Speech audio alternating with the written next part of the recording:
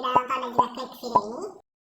Ada sumber sejarah yang mengatakan bahwa Tiongkok, Jepang, dan juga Korea memiliki leluhur yang sama. Apakah fakta ini memang benar? Kalau misalnya Tiongkok, Jepang, dan juga Korea adalah kakak beradik yang terpisah antara satu sama lain. So, how can it be? Is that true? Kita bahas di pembahasan berikut ini. Lanjut.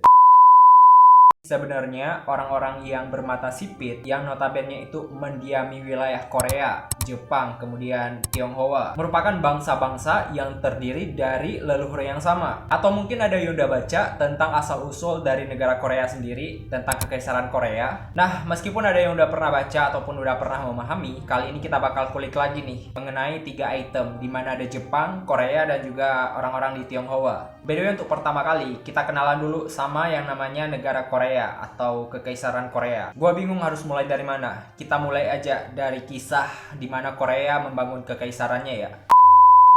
Sebelum adanya sebuah negara yang seperti kita lihat sekarang adanya Korea Utara dan Korea Selatan, pada zaman dulu itu Korea berada di bawah payung yang namanya Kekaisaran Korea Raya, atau orang-orang sering mengenal dengan Kerajaan Korea Raya. Pernah dengar? Nah, sebelum berubah statusnya menjadi sebuah negara, sebenarnya statusnya sama aja kayak negara-negara lain. Ya berbentuk kekaisaran juga, ada dinastinya juga. Namanya dinasti Joseon. Sorry ya kalau misalnya pengucapan nggak tepat, karena memang gue bukan pecinta Korea, tapi kita berusaha untuk kulik tentang Korea. Kita lanjut ceritanya. Ketika saat itu adanya pertengkaran hebat atau peperangan hebat antara Tiongkok melawan Jepang, kebetulan Korea saat itu berada di bawah payung perlindungan dari Tiongkok. Pantas ya kalau kita lihat sekilas memang masyarakat Korea itu deket banget, baik dari segi budayanya, kemudian dari kemiripan orang-orangnya, serta bagian dari pakaiannya. Meskipun Jepang juga mirip sih.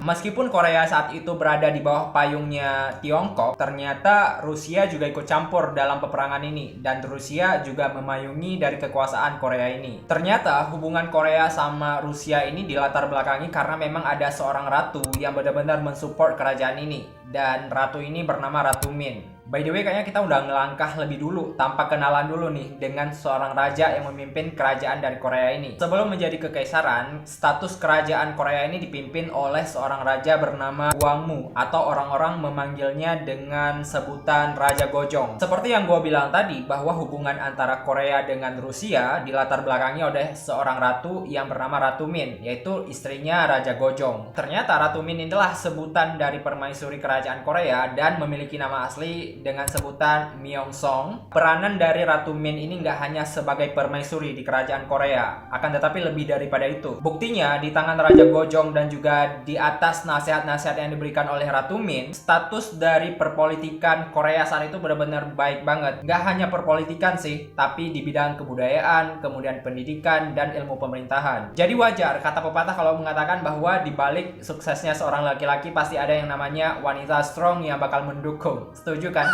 Komen di bawah.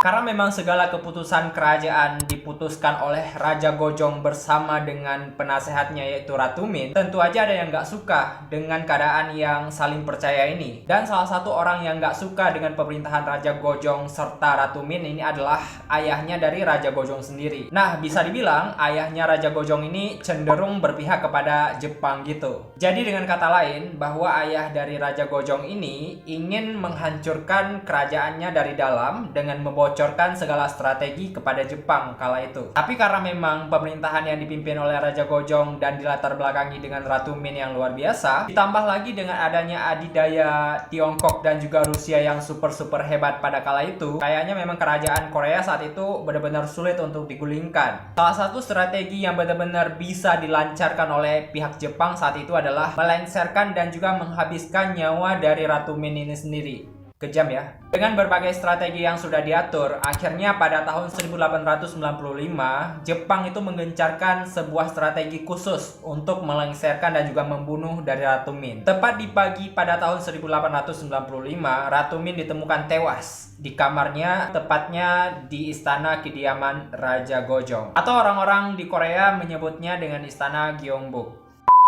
Setelah kematian dari Ratu Min ini, keadaan menjadi kacau, bahkan keadaan Raja Gojong juga agak sedikit frustasi. Akhirnya pada tanggal 11 Februari tahun 1896, Raja Gojong bersama putra mahkotanya terpaksa diungsikan ke Kekaisaran Rusia. Nah, setelah situasi agak sedikit mereda, hingga pada akhirnya pada tahun 1897, Raja Gojong kembali ke tanah airnya, di mana pada saat itu Kekaisaran Korea memang masih ambur-ador. Dan pada titik ini, Raja Gojong mengganti status dari kerajaan Korea ini menjadi Kekaisaran Korea Raya. Setelah mengganti statuta dari kerajaan yang mulanya dipimpin oleh seorang raja, kemudian Raja Gojong ini berganti pula statusnya menjadi seorang kaisar. Berbicara masalah kekaisaran, kepemimpinan dari Raja Gojong ataupun yang dipanggil dengan Kaisar Gwangmu ini ternyata berjalan sampai dengan tahun 1907. Nah, karena memang di tahun 1905 terjadi perang hebat nih antara Jepang dengan melawan Rusia, dan pada kali ini Jepang berhasil mengalahkan Rusia dan menjadi sejarah paling berdarah di dunia, hingga pada akhirnya Jepang menginvasi beberapa wilayah dan termasuk di dalamnya adalah Kekaisaran Korea Raya. Setelah adanya invasi luar biasa yang dilakukan Jepang, akhirnya kekuasaan Korea Raya ini harus tunduk kepada bawahan dari Jepang, dan di tahun 1907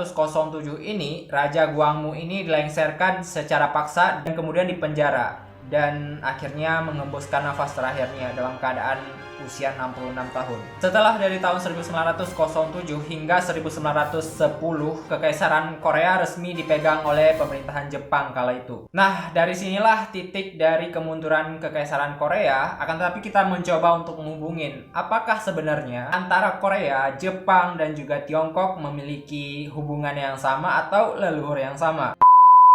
Berdasarkan informasi yang gua baca, ternyata orang-orang Korea menyebut diri mereka ataupun bangsa mereka itu dengan sebutan Hangukin, di mana ini berbeda dengan sebutan-sebutan yang dilakukan oleh orang-orang pada Korea Utara. Nah, kalau misalnya Hangukin merupakan salah satu panggilan khusus untuk orang-orang yang berada di Korea Selatan, maka masyarakat Korea Utara memanggil diri mereka dengan sebutan Hanguk Saram. Balik lagi ke poin di mana asal mula dari bangsa Korea ini sendiri, dan ternyata bangsa Korea ini berasal dari sebuah bangsa yang disebut dengan Altaik. Pernah dengar? BTW, untuk Altaik ini merupakan salah satu golongan bangsa perpaduan antara Jepang, Tungusik, dan juga Turkik, serta pasukan Mongol. Mongol lagi.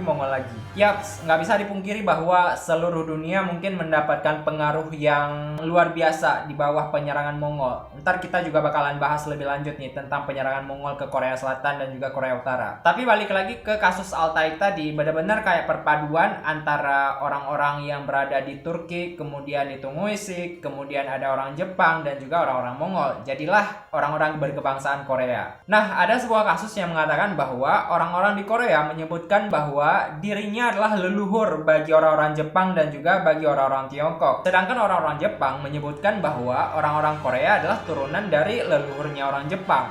Yang benar yang mana ya? Nah, karena memang dua orang ini berseteru terus-menerus, masuklah yang tengah, yaitu Tiongkok. Orang-orang Tiongkok pernah meneliti bahwa bangsa-bangsa yang mendiami Jepang dan juga Korea, sebenarnya mereka itu berasal dari sebuah dinasti yang sama. Mungkin pernah dengar yang namanya dinasti Han, di mana dinasti ini merupakan salah satu dinasti yang tertua di Cina dan sekitar 3000 tahun sebelum Masehi mendiami wilayah Tiongkok. Jadi bisa disimpulkan bahwa keberadaan orang-orang Jepang dan juga orang-orang Korea merupakan bagian turun-temurun dari orang-orang Tiongkok. Gimana, gengs? Masih percaya atau punya data yang lain tentang keberadaan orang-orang Korea? Silahkan komentar di bawah.